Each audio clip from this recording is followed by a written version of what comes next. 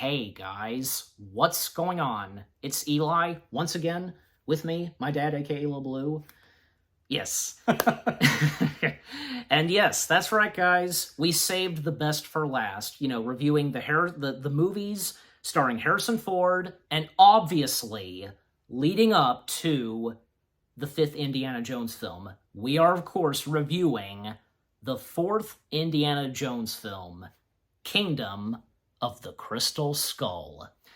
And oh boy, wait until you have to hear what we have to say about this film. What are the first things we have to say?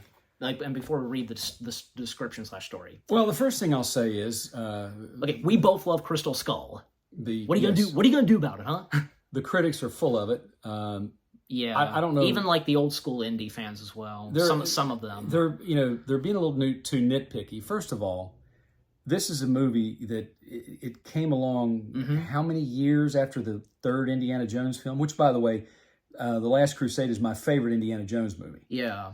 It seems like, both Raiders and Last Crusade, they are hailed as the two best Indiana Jones films, while this and Temple of Doom, it's mutual, Well, Temple of Doom, I really liked it. I loved it. It's a great movie. Yeah. But I would put this movie ahead of Temple of Doom. Crystal Skull? Yes. Okay. Crystal Skull. In fact, it's close to being tied with Raiders of the Lost Ark with me. And there's a lot of reasons for it.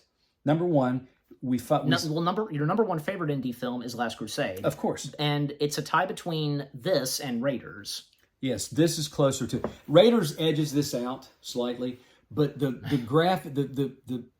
imagery at the very beginning, this movie grabs you from the very beginning. True. And yeah. it is, the car driving over the desert and getting in a race with we think it's army, but it's actually Russians. Yeah, but very quickly, read the description / the story. The description. Take it away. It's the height of the Cold War. A famous archaeologist, Indiana Jones, played by Harrison Ford, of Once course, again, played by Harrison Ford. returning from his latest adventure, finds out his job at Marshall College is in jeopardy. He meets Mutt, Shia LaBeouf, a young man Played by Shia LaBeouf, a young man who wants Indy to help him find the legendary crystal skull of Akator. Right. The pair set out for Peru. However, deadly agent Irana Spalko, played by Cate Blanchett, is searching for the powerful artifact too because the Soviets believe it can help them conquer the world. That's right. Using mind powers. And this takes place during the Cold War. The Cold War, which existed after World War II, all the way up... in the 1950s. all the way up until 1990, really. Oh. It was that long, until the Berlin Wall fell. Oh, yeah. The Soviet Union collapsed at that time. And it became this took place capitalistic country. This took place for almost 4 decades, the Cold War. Yeah, it was Vietnam War, stuff like that. I lived through part of the Cold War, and I can tell you that there was any time you saw the emergency, you heard the tones for the emergency broadcast system, you wasn't sure if it was a test or if the Soviet Union had sent missiles to bomb us. You really didn't know. I mean, you didn't live in constant fear, but it was always there. You were always wary of the fact that, the Soviets could start a war if they wanted to. But fortunately, it never happened. Hasn't yet. No. Hopefully, it never will. No, probably won't. But this movie I thought it was perfectly done. Yes. There's nothing. If you want to be nitpicky, and yet, we're both huge Indiana Jones fans, and we say that we think this is pretty good. So if you want to be nitpicky, well, okay, I'll be nitpicky. I saw the scene with Shia LaBeouf's character, Mutt Williams. Mutt Williams actually swinging through the trees with the monkeys. I thought that was a little silly. I mean, when I saw the movie theater, I was like, "Oh, come on, guys, seriously!" It was one of those groaner moments for me. Okay. Not quite to the level of "Soup Me Up, Uncle Alfred" did in Batman and Robin, but it was still like, "Oh, come on," because it was unbelievable. I mean, not that everything in Indiana Jones is not believable or unbelievable, but a good example, what happened in Temple of Doom, where they jump out of the plane. Yeah. So with the river raft. But it's which to me, I think they even did that on MythBusters. Could it be done?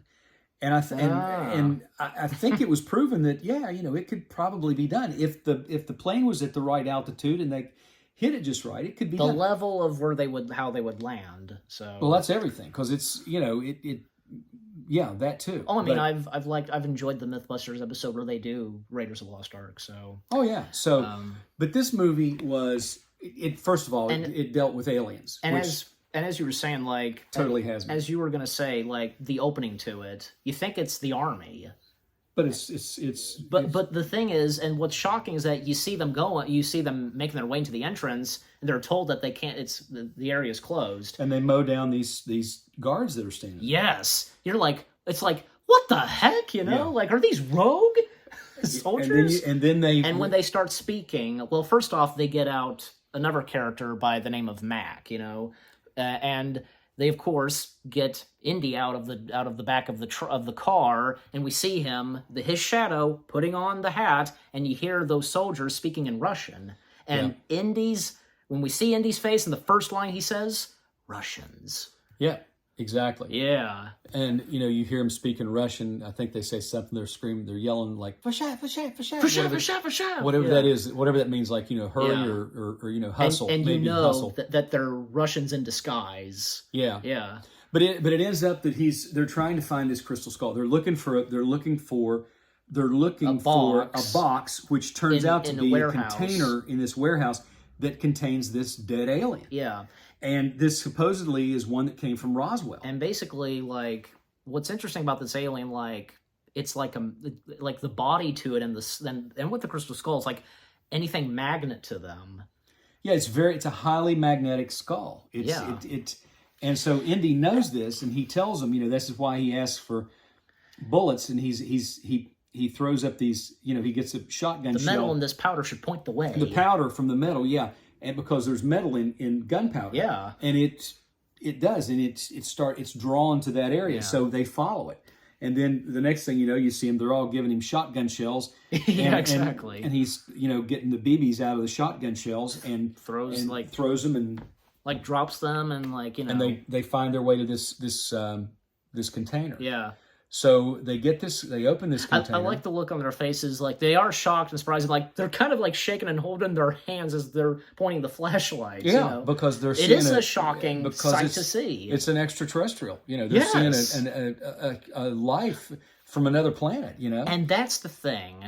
Apparently, like, okay, because for a long time, Harrison Ford and George Lucas, they were interested in doing this, Harrison was the first one to consider doing this, then got George to thinking about this, then George got Spielberg into thinking of this. For a while, Spielberg was like, he didn't want to do this, Like, it was great, let's leave the trilogy alone, and stuff like that. But Harrison, of course, like, Steven had to give props to Harrison because Harrison wanted to do it. Because we all know that Indiana Jones is one of his favorite characters. Right. And George Lucas, he had the idea of wanting to do Aliens. And Spielberg didn't want to do it because at that time, he had already done 2 Alien pictures, as we all know. E.T. and Close Encounters of the Third Kind, and then later on, he did the remake of War of the Worlds. And that's when George had the idea, like, let's have them, they're called interdimensional beings. Yeah. Yeah, but go ahead, I just wanted to get that all out. Go ahead, and what were you going to say? Several years ago, Right? and by several, I mean probably back around mid-2000s. Is this what I think it is? Like, I told okay. you this story. I don't think I've ever shared this with your followers. Okay, well, this is the first time you're hearing this, if any of you have, probably most of you have not heard about this story, so... I found a script online, and I'm almost positive that it was legitimate, that it was an actual script from... I guess an original idea an Indiana Jones movie that they scrapped the idea of. that they originally had in consideration. But it was very similar to this story, because what happened was, this story was, it opened with Indy was supposed to get married. Right. And he gets not to Marion, or... No, he gets jilted at the altar. She leaves him at the altar. She doesn't show up. This version has Sean Connery in it, in this story. He is playing Indy's best man. So she doesn't show up. The next thing, they're at a bar drinking, and Indy's drinking his sorrows away, and his dad's trying to reassure him and everything, trying to cheer him up. Right. But anyway, what happens is Indy finds out fiance, the woman he's going to marry, she's an FBI agent or maybe even CIA. Yeah, that's right. And she is called away to the Roswell crash. This takes place in 1947, this script. So then Indy goes after her. They were going to incorporate because he's afraid she's in danger. They were going to incorporate the Roswell thing. Exactly, which in a roundabout way they did in this film. So when I found out this movie was coming out and I saw the movie poster and I saw the alien, I said, well, this is obviously a variation on what they did. I knew it couldn't be the same thing because Sean Connery wasn't in it. But the script that I read, Sean Connery played Henry Jones. Indy's father. Indy's father. We would have seen him once again. And like I said, I read this. I didn't read the whole script, but I read a few pages of it, enough to let me know and understand. I took filmmaking in college, and I've done script writing, and I know what it looks like. This looked totally legit. So if it was leaked out, which it very well could have been, it was a script that was pretty much a precursor to what we ended up with the Kingdom of the Crystal Skull. And again, because Spielberg, he didn't want to do aliens again, but George had came up with an alternative, have them be interdimensional beings, and they'll look like aliens. When Steven asked him, what are they going to look like? Well, they'll look like aliens, but we'll call them interdimensional beings. Well, that's like at the end. I don't want to jump too far ahead, but I need to do that in order to reinforce what you just said about what appeasing Spielberg, not wanting to do aliens. When he says when the ship flies away, Indy says, where did they go? Space, and then John Hurt, Professor Oxley. They call him Ox, played by the late legendary John Hurt. He says more. He says not into space, into the space between spaces. Now there was criticism on that line, and I agree with it because it didn't make any sense. They could have done it better. Well, when he said spaceman, maybe interdimensional beings to be exact, or maybe that line into the space, but maybe we just really don't understand it that well. We don't maybe we don't get it. That the extraterrestrials that allegedly exist and visit this planet in real life. Yes, in real life. The Greys, the Nordics, the reptilians. There's all kinds that supposedly come to this planet. Can't just be like Greys. It sounds like a huge nut job conspiracy theory, but I've read this stuff, and there's people that believe this, and they there's also talk that it is interdimensional, that they do travel interdimensionally. That's how they can get from point A to point B. But who knows? Yeah, who knows? But this movie, the action in it, even with one of the funniest scenes is a lot of good chase sequences. When they're going through that warehouse, and Spalko, Colonel Spalko has the Dr. Jones. The body, and she's getting away. He's trying to get it away from her, and he's trying to catch her. Yeah, and he's swinging on his whip. I know. And he comes back. He misses, and he lands, and he looks, and he lands. It comes right through the windshield, lands right between these two guys, and he looks around, and he goes, "Damn, I thought that was closer," Yeah, and punches them, and And then Mac is in the vehicle with this Russian. Well, and right before that happens, do you realize when Indy crashed into those boxes, one of the boxes contains the Ark of the Covenant? Oh yeah, you see it. And I think it was the actual prop that was used in Raiders. Oh, I'm sure it was. They just got it out of prop archives or whatever, and they put it in there. And about the warehouse, I wanted to talk about the warehouse. A few things. I'm pretty sure it's supposed to be the same warehouse that we saw. Literally, when Raiders of the Lost Ark ends, right? Mm-hmm. It's supposed to be that warehouse. And I think we've talked about this. I don't know, because when the doors open and we see the numbers 5 and 1, that speculates that it's Area 51. I know we've had that talk before. What do you make of it? Oh, I think it was a nod to Area 51. Maybe it probably wasn't Area 51. It was just a nod. No, they just it was a nod. They just put it in the movie. And now that I'm thinking of it now, probably I think for some warehouses, they would have numbers to them, warehouse number 51 or 52, stuff like that. Well, it was the numbers 51 was a nod to Area 51, which Area 51 is not in New Mexico where this took place. Area 51's in Nevada. Right. So it's in a different state. But the fact that they had 5-1 on those doors that was a total nod to Area 51. And as I said, like, I think, again, it's obvious that the warehouse that they're in, it's the same warehouse where the Ark of the Covenant was placed. Yes. What'd you think of that? Like, that was pretty cool. Like, we're in the warehouse that we saw at the end of Raiders. Yeah, it kind of come full circle, you know? Yeah. It kind of came full circle with that whole storyline. So, And and, the even fact- the and we- music, you and- hear just a wisp of that music when they flash and they show they show the Ark of the Covenant Well, exposed. I think like the theme music to the Ark of the Covenant. So Yeah, exactly. Yeah. So it was. It's pretty cool. Like a nice Easter egg. There was Cameo, stuff like the that. rocket sled scene was hilarious.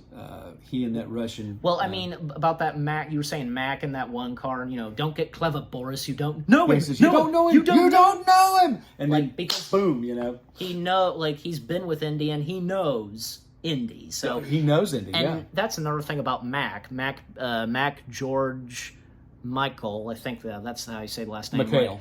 McHale, thank you. Like, he was like a partner to Indy. Like, they had done, according to Indy, he said like they had done 30 missions in Europe spying on the Reds. But he turned on Indy because he was after money. He was money Yes, hungry. basically all he cares about is money, and Yeah. even he said, "I can't go home empty-handed." This has been bloody awful. He says, Yeah, the last 3 months has been bloody awful. And they pay. So Yeah, he said, that was it. That was it for him. He said it wasn't about lines on a map, it wasn't about flags. It was about money. And when Indy is captured again, and he says, I need you to see the big picture here, mate. And he says, he says this is about money, and he says no, it's about a gigantic pile of money.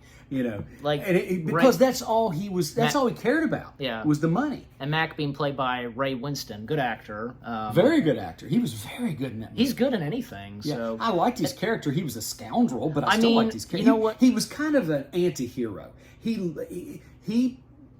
He's cared so- about Indy. yeah, he said But it he seemed was- like he even when Indy said after all those years spying on the Reds, I thought we were friends, Mac. Yeah. And I'm sure I'm sure as though that Mac still saw Indy as a friend, Yeah. because But he goes back and forth, with the Russians and Indy, so I love the line when they first put the gun on him, and he's and Dr. Spalko says, and notified last words, and Dr. he- Jones. and he last words, Dr. Jones, and he just looks at it and goes, I like Ike, which was the nickname for President Eisenhower.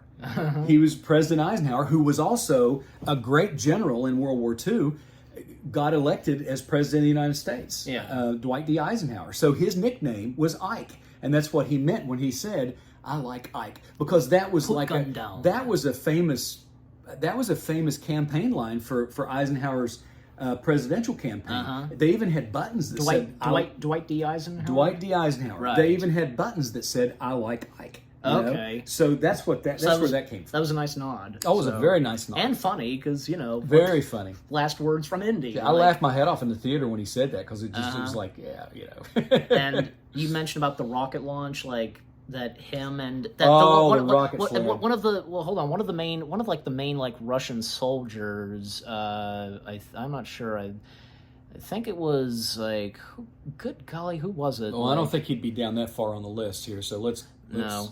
We always have the tablet with us, but no, one of the other Yeah, like so- main soldiers, like Russian soldier, like played by Pasha D, however you say the last name. Lenchikov. Yeah. I don't see him. I don't see his name. I don't recognize him in there. It may be Alea Volok. That may be him. Or I think it might be Dmitry. Dmitry Dyachenko. Yeah, let me see. I think it's him, probably. So, no, it's not him. No, that's not him. No, but I do recognize him. I recognize him as one of the others. He was one of the Russian suits that showed up at the soda fountain. No, at the here he is. restaurant. Here he is. Igor.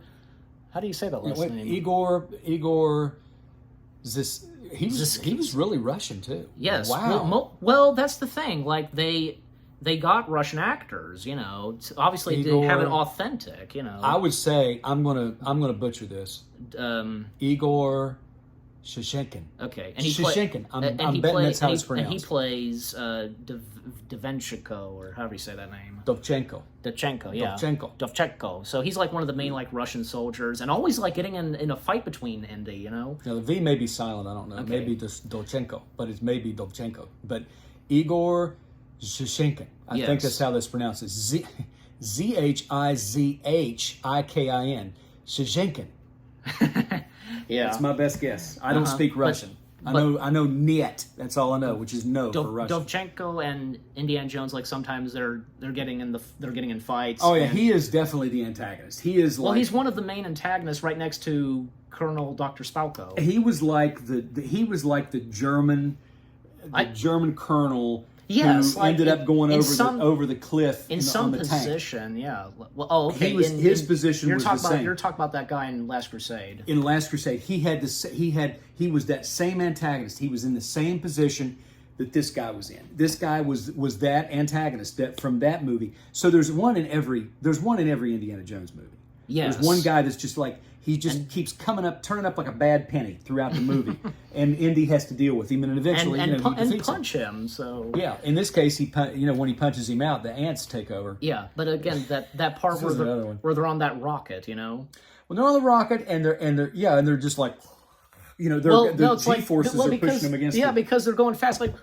And it basically causes Dovchenko, when it comes to a stop, he's passed out. Yeah, he just goes like you're Indy. He just goes just like, and then he just and then pushes. Indy's like pushes him off, and he goes falling out of the sled. I like how when Indy gets off of it, he just goes by his back. Oh, that was great. That was intense. It was. What was the purpose of that rocket, anyways? Was it something? It's a training tool. They use it. The astronauts used it. Well, and that's the thing. Those guards said at the beginning, like, it's closed for weapons testing. Yeah, but it's used in astronaut training. It used to be used in astronaut training. It's if you ever watched the movie, right? The Reluctant Astronaut with Don Knotts, right? He's on one, and he's pretty much doing the same thing. He's like, that kind of thing. And it's the G-forces and the pressure, and it's moving so fast, that you've got all this wind and all these G-forces on you that you're just, exactly. So they used it to train astronauts. They also used it, I'm sure, probably to some extent, to train pilots too. Yeah. And that whole sequence where Indy makes his way into that town, and like a couple of the Russian soldiers, they're trying to find Indy in there. You think it's like this colorful like neighborhood basically, but when Indy sees that they're mannequins, and he's like, wait a minute, and I knew instantly. And then he hears sirens go off, and I love the delivery that Indy gives. Oh, that can't be good, and oh, that can't be good at all, because he knows that where he's in, barely in the nick of time. Put on goggles or turn away. You hear this voice, and then you see the camera pan. Just as you see the flash, because you think, oh, he's not going to make it. How's he going to make it? And he's pulling out the drawers out of the refrigerator because he knows it's lead line. And before that, like the Russian soldiers, like they escape and they leave Indy behind. Sure, great. Don't wait for me. I think Indy would be glad that he did not catch a ride with them because they didn't make it. Well, and again, so the fridge. He gets in the fridge. He closes the door. That's lead line. And exactly, which will protect you from radiation. Yes. Yeah. But lead line that Superman cannot see through. The nuclear explosion, atomic explosion. Right. The atomic bomb goes off. And it blows him airborne inside the refrigerator, and then the explosion kills the Russians, and tumbles, and then finally the door flies open and he comes rolling out. And it wasn't going that fast, like how it was hitting on the ground. Well, I don't know. I will say that when I saw it in the theater, I thought, "Oh, come on!" That was a criticism of the movie. That was a major criticism of the movie. The fact that he survived that nuclear explosion and how he's near radiation. And there's this mushroom cloud going up. He would have been eaten up with cancer within 6 months. I'm sorry, I don't mean to sound gross or graphic, but it's a fact. And then, of course, they're scrubbing him down, which they say, okay, maybe they have a special soap they can scrub him down. Obviously. But for crying out loud. You gotta admit, that shot where he walks up and he sees that mushroom cloud, that was a cool shot. That was a very cool shot. And John Williams' music. But you're still, it makes it epic. I was still sitting in the theater going, oh, come on. I think also that shot where he's looking at that mushroom cloud, it shows that, you know what? times have changed, and Indy is now in the era of the Cold War, no longer with the Nazis and stuff like that. He So is. It's sort of. he like, has, you know what? Poor Indy. He has to deal with another one of those things. It was called. It was known as the Atomic Age. Yes, And he had- Indy stepped into the atomic age, Yes, he had. going from the era of World War II to this. Like, So- how much more can Indy take? He. Am I right? Like, Yeah, but yeah. I think what really Poor guy. The funny part, it was really annoying too when he got into when they had him on the base and he starts being interrogated by these FBI agents. Yeah. just because he was associated with Mac. Mac was Taylor and Smith. Those were their names, played by Joel Stoffer and Neil Flynn. yeah, and I've seen both those actors in things, but Me too, yeah. Neil Flynn, his character was just really both of them were annoying, but he was the worst because he said he said, you conspired with Russian They soldiers claim that but no, obviously not. in the United States of America, my country. Yes, And he's- and- our country. Yeah, our country, not your country, buddy. And that line kind of annoyed me, but it also went to who was the quit scrolling because I'm But trying to find I was also looking for, because General Ross, who knows Indy very well, he comes in. He even sets those two guys straight. Okay, About Indy. General Ross being played by Alan Dale. Okay. And getting more information about Colonel Dr. Spalko and stuff like that. All right, time out for a minute. Who was the professor that was Indy's friend that came to the door when he's teaching class? What was his name? Dean Charles Stanforth, I think. Dean Charles. He was a dean, so it was Charles Stanforth. Yeah, being So- played by Jim Broadbent. A very well-known British actor, as we all know, from Narnia, Harry Potter. He's been in a lot, basically. Dean Stanforth tells him, and this gives you an idea, which anybody who didn't know what it was like back during the McCarthy era, when Senator McCarthy was just putting everybody on trial as communists, especially Hollywood types, the people in Hollywood, actors. Lucille Ball was accused of being a communist. I mean, there were a lot of actors at that time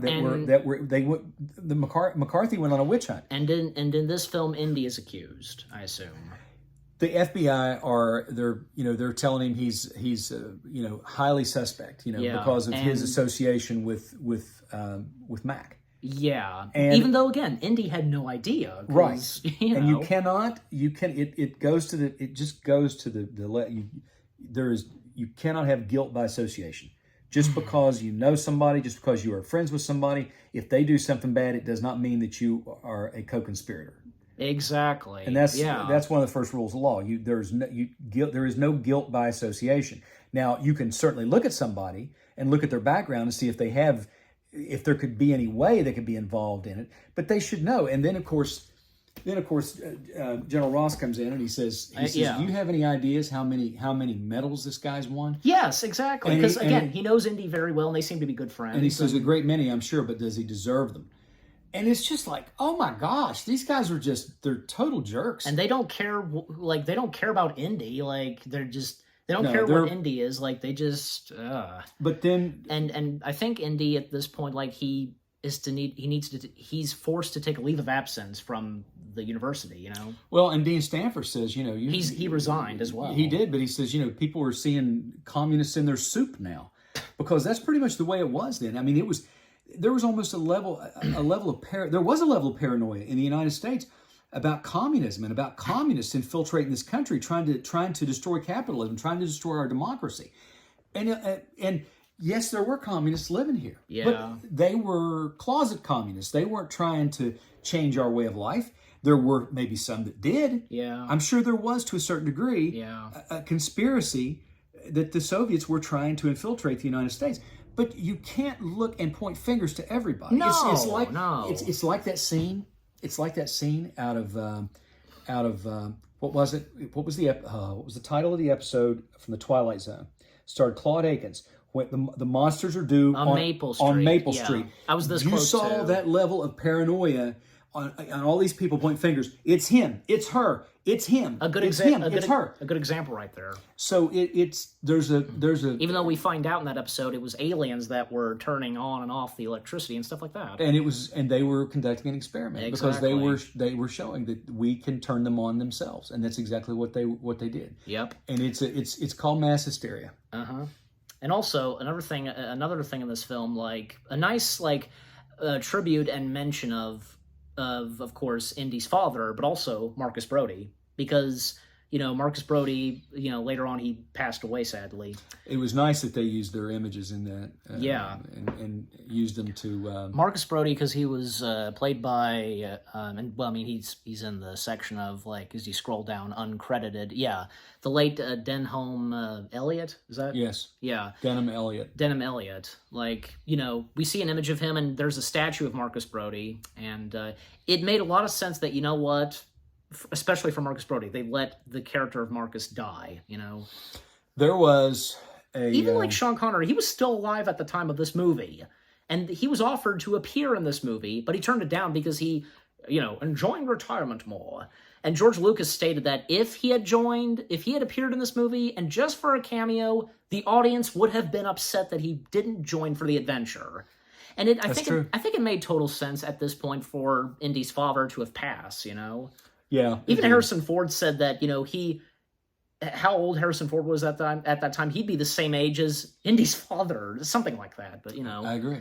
Well, then you have the introduction of Mutt Williams. Shia LaBeouf's character. Who's a biker Grease, Yeah, he's kind of a James Dean type. In fact, when you see him at the beginning riding across the train platform, I never thought of that. He's got the James hat Dean. tilted like James Dean. It's like a scene out of a James Dean movie. I never thought of that, James Dean. Yeah, and he and that was the whole idea. And he was trying to look like James Dean, obviously, in that time, because James Dean was considered cool. Big actor at that time. Yeah, so he Williams comes to Indy to get him to help him find his mom because they had kidnapped him. And mentioning of Professor Oxley, Indy knew about, and he hadn't talked to Oxley in, I think, as he said, 20 years.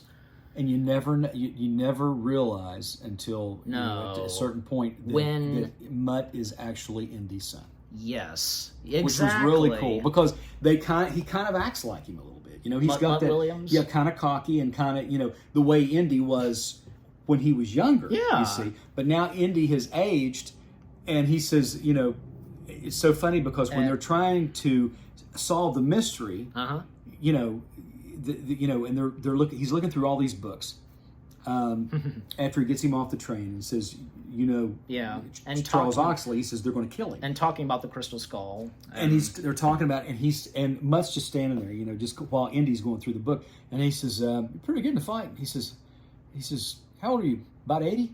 and Indy puts the book down, looks at him. You think he's ticked off that he said that, but then he said it was a riddle. Ox was right. He says, leave it to Oxley to do, to come up with a riddle. And it was, so then you see that this whole, all these clues that Oxley left behind, they're all riddles, but they're riddles that can be figured out by somebody who's as smart as Indy and knows his stuff where archaeology is concerned. Yeah, and by the way, that part where they're at that I guess cafe or whatever, and there are these guys in these suits. They're actually the Russian soldiers bringing Indy in, and along with Mutt. Right. And that motorcycle chase. What about it? It's one of your favorite chase scenes. I think that and next to the chase in the opening to Last Crusade, and with the train and stuff like that. And I think the piece of music that John Williams composed for that scene, one of his best. John Williams' music never disappoints. No, and I remember sitting in the theater when that scene played out, and hearing that music, and I went, "He has done it again," because he knows how to do chase music. Oh my gosh, it was amazing. And then, if you recall, we went to the Clay Center. Yeah. And we saw the West Virginia Symphony Orchestra playing the music of John Williams, and one of them being Indiana Jones. And one of the pieces they played was that chase scene from Kingdom of the Crystal Skull. I recognized it, and when he announced it, and when the maestro announced it as music coming from Kingdom of the Crystal Skull, I knew what it was going to be. I knew it had to because be that piece, well, and it was. that was one of the top best pieces of music in that film. It was. Would have been cool if like would have gone from that music, that chase music from Crystal Skull to the chase music in Last Crusade. You know, Yeah. I remember talking to you about that. But that never happened. But that whole motorcycle chase was pretty cool. It was. And well, even at one point, one of the Russians in the car, they crash into the statue of Marcus Brody. And his head comes flying off and lands in the Yeah. guy's lap, and Mutt's laughing, and but Indy's he's like, No. "Well, not funny." And That is not funny to him. and Mutt stops laughing when he Because sees the look on his face. I think he realizes that obviously, you know, He must have known him. This is serious to Indy. Yeah. And he even say when at one point before that chase ends, they go into that library.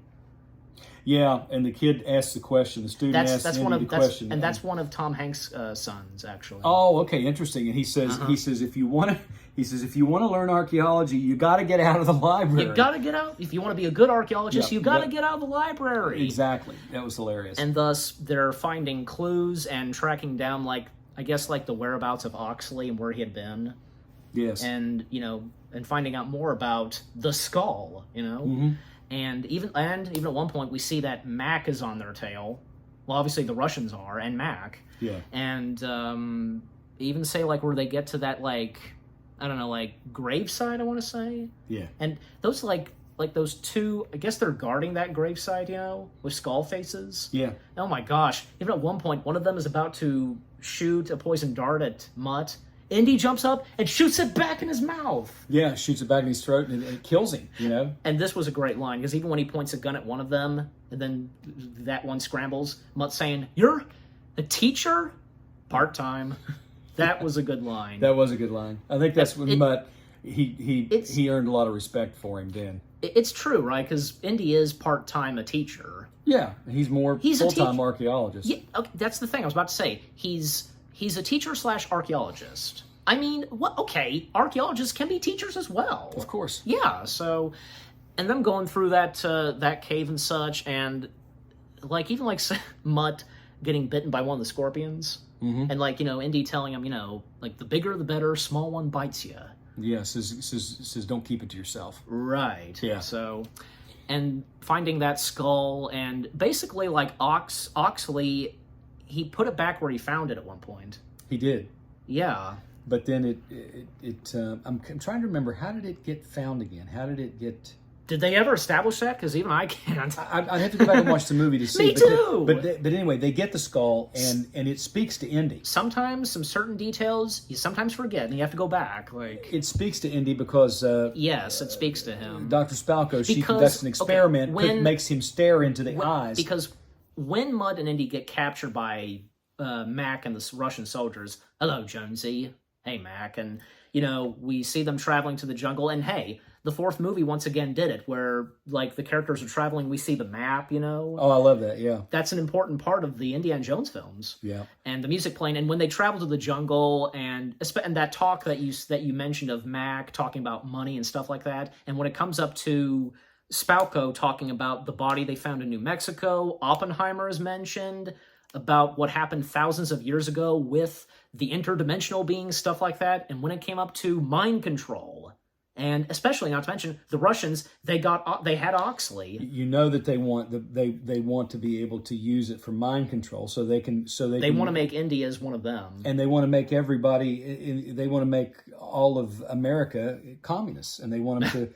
That's what their goal is. That's what with this thing to control their mind, to make them think what they want them to think, and to feel the way they want them to feel, and basically make them sheep so they can come in and just take over the United States. Yeah. So that's where it's going, and of course then we get into the whole, chase, them trying to get it back, and even like say what happened with Oxley. We find out that the skull messed with his brain. Like it did. Yeah. And talking all this stuff, and we also, of course, once again get the introduction of Marion. Right. Once again, Marion being played by Karen Allen, and Marion is still the same Marion. Yeah. Yeah, and especially her and Indy going at it once again, Of course. like they did in Raiders. And it's just Indy finding out that Marion is the mother of Mutt. Yep. That's exactly right. And then, of course, finding out that as you know, as we were talking about, Marion reveals to Indy, because that part where they're stuck in quicksand, and she tells him that, you know, he's your son, and basically we found out earlier that Mutt he dropped out of school. Yes. And Indy was like, after he finds out, he's like, why the hell did you not let him finish school? Like, exactly. And then he finally tells him, he says, you're going back to school. He says, what happened? well, You telling me not to? You're not my father. You bet I am. And I have some news for you. You're going to go back and finish school. Yeah, and exactly. The quicksand part, Mutt had something from the pool, and it's a snake. Yeah, and he says... Indy being a 5-year-old, basically. Yeah, exactly. He's still afraid of snakes, even him being an old man. So, even Mutt stated that he hates snakes as well. And, you know, telling him, you know, say grab the rope. You know, they're like, oh my gosh, grab the rope. And it was... he says at one point, he says, yes. I think Indy yells to Mutt and says, send a rope, get her. And he goes, there's no rope. No, he says, there's no Sears and Roebuck. Grab the snake. Sears and Roebuck is what there used to be a store, and it's not around anymore. It was called Sears, and in the beginning it was called Sears and Roebuck, and then they dropped the Roebuck, and then it just became Sears. And Sears was in Town Center for years until just a few short years ago when it finally the company went bankrupt. Here in West Virginia, so yes. And that whole jungle chase scene, that was like a long chase sequence. Very long chase sequence. It was very good, too. Like some of the characters going to one vehicle to the other, stuff like that. Yeah, some pretty close calls. And at one point, and also, at times, they would have the skull, or it would be Spalko that would have the skull. Mm-hmm. There's even a sword fight between her and Mutt Williams. And that's another thing, too, because he even established that he has the ability of doing, like, fencing and stuff like that, sword fights. Right. And even Mac, he helps out Indy once again. Mm-hmm. And there's even at one point Mac tells him, like, you know, like Indy has him like, you stupid son of a bitch, I'm CIA. Yeah, I know. I almost screamed it at you. And I said, just like Berlin, you know. Right. But he's trying to get on Indy's side because he's not different. He's not changed. He's still after the money. He's lying to Indy to get him back on his side. Even though there are moments where, you know, he helps out Indy, especially when he was telling them to stop with the mind control because of Indy staring at the skull. He helped out Indy on that. But jumping ahead, when they finally go, was the funny part. They go over and with the monkeys, as we talked about, and they go over the cliff in the amphibious vehicle, and Marion's driving, and she drives them off the cliff. The ants, we can't forget about the ants. Oh, the ants were hilarious. That's when he says big damn ants. Yeah, he says he gives the scientific name what they are, and he says what? He says big damn ants because they were big. They were giant ants. Well, they are, and. Yeah. Do you know what kind of ants they are? Like I've watched it with closed captioning, and I've looked them up. They are a big ant. I looked them up on Google, and I can't remember what they're called now, but they really do exist. They're I don't think they're like that big. Meat-eating ants. Yeah. And even like say they eat one of the Russian soldiers, and especially a huge fight between Indy and Dovchenko, again, if I'm saying that right. Dovchenko. Yeah, especially Oxley, he got caught in the middle of their fight. He uses the skull. It splits the ants. The ants won't come close to it. No, there's something to the skull. Yeah, it radiates some kind of power that, you know, this is the same thing when they, after, you know, kind of jumping ahead, when they get into, the natives are chasing them, and he pulls the skull out. Yes. And they fall down and start worshiping. They don't worship. Not worship, but they're just like, they're scared. They get away from it. No, they just back off. Yeah, exactly. They know, because they are aware of the skull and its power. Exactly right.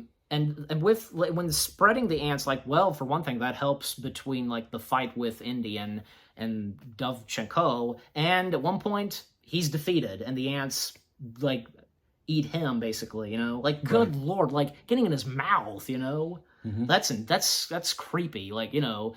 And that whole scene that you're about to bring up, you know, 3 times it drops. And they go down 3 times. And the third time they're just thrown out of the boat. It's a big waterfall. It's a huge waterfall. Did you notice because Indy, he was holding on to his hat? Oh yeah. He can't lose the hat. No, that's the thing. And thus, you know, he tells them, you know, I have to return it because it told me to. Exactly. And even we see like Mutt, he was at times dropping those things, you know. You know, like, well, not Mutt. It was Mac. I'm sorry, Mac was dropping those little homing devices, so the Russians could find them. My bad. Yeah. Well, Mutt and Mac, they start with the letter M. So. Yeah, I know. So they do find them, and this is when you get they get into the inside the chamber. City of Gold, I want to say. The Aztec City of Gold. Once they get inside of it, the Aztec City of Gold, is that what's called? right? Okay. They find all of these. All of the other interdimensional beings sitting there, and they're just their skeletons. Interdimensional beings point of fact, as Oxley says. But they find, she takes the skull and like is gonna like put it like the way the one that's positioned like is like kind of like this, I guess. Yeah. While the others are just seated properly on their thrones. And when she holds it out, it just automatically it's just drawn to it. She just has a shocked look on her face and reconnects. Then she makes her big mistake. She wants to know everything. At first, Oxley is communicating, Yeah. And Indy is translating, it wants to give us a gift, a very big gift. He's speaking Mayan, which was a dead language that nobody had heard it for thousands of years. Yeah. And he's and I think it was Mayan he was speaking, but anyway, he's speaking it, but they're able to translate what he's saying, and he was saying he wants to give us a big gift. They want to give us a big gift, and that's when Spalko steps in and says, "I want to know everything." She wants ultimate knowledge. I want to know, and even Indy at one point saying, "I've got a really bad feeling about this." And then she's basically obliterated. Well, because that's the thing. The ship, like part of the Aztec City of Gold, it crumbles. It does. And Mac, like being Mac, he like is trying to take all like the jewels and stuff he could get, and being greedy. And, I think Oxley, he snaps out of it. He's back to his normal self. And, like, there's a portal, a portal, pathway to another dimension. Mm-hmm. Don't think we want to go there. But, of course, the last remaining Russian soldiers, they get lifted up into the dimension.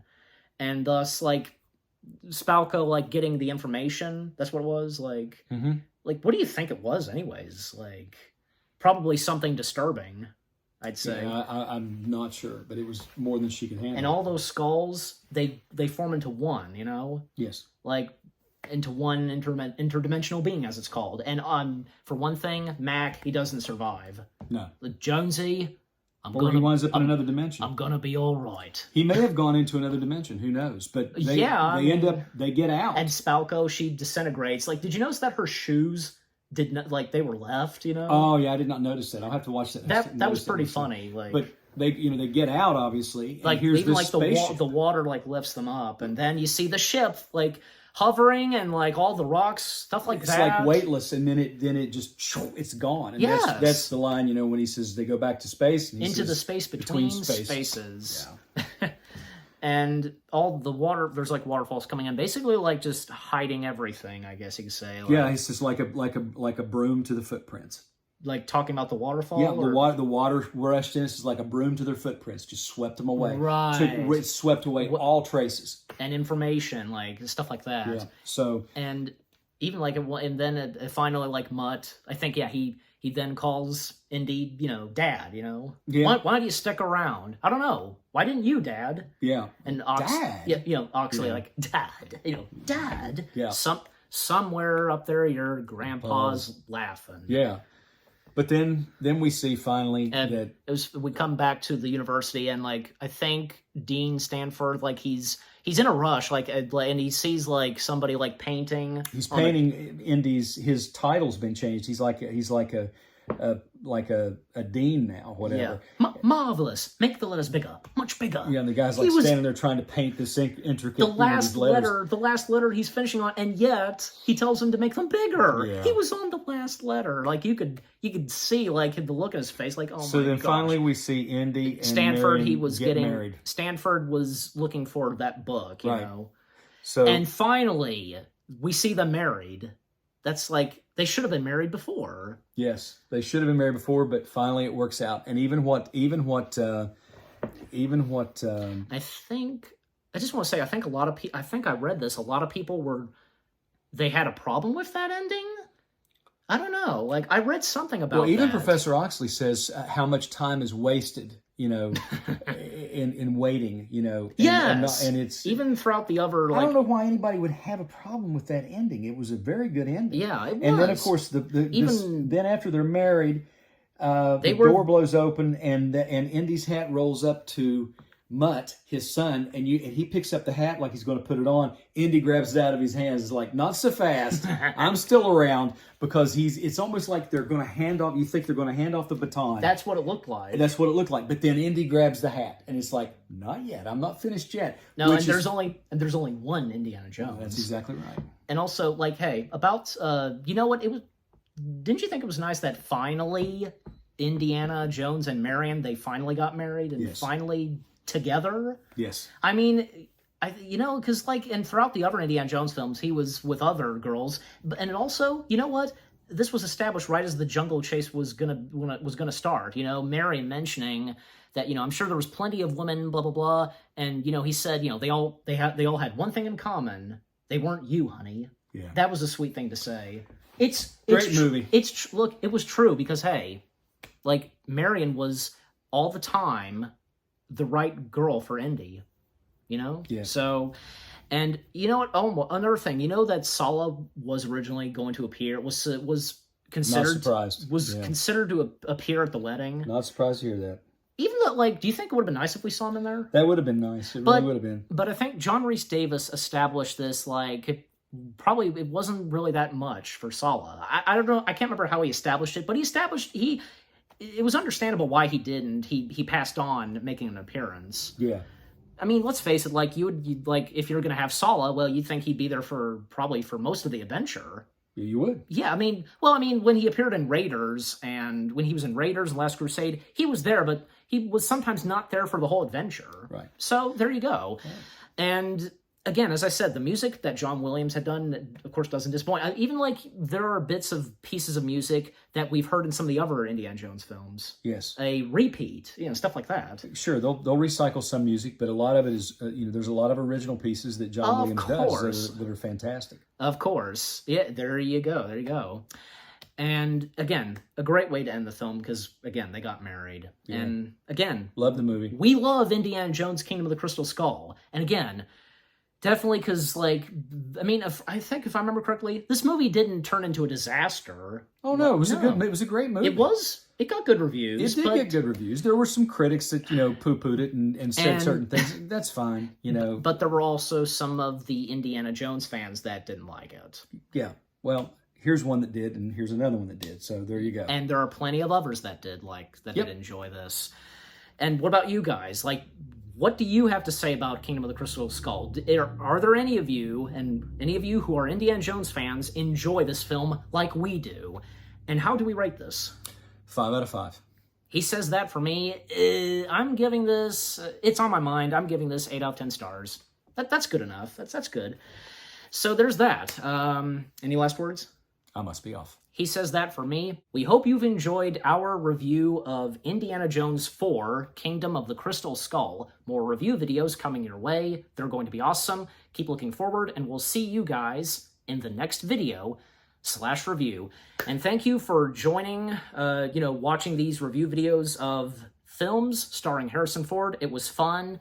And until our review of Indiana Jones 5, Dial of Destiny, take care and peace out.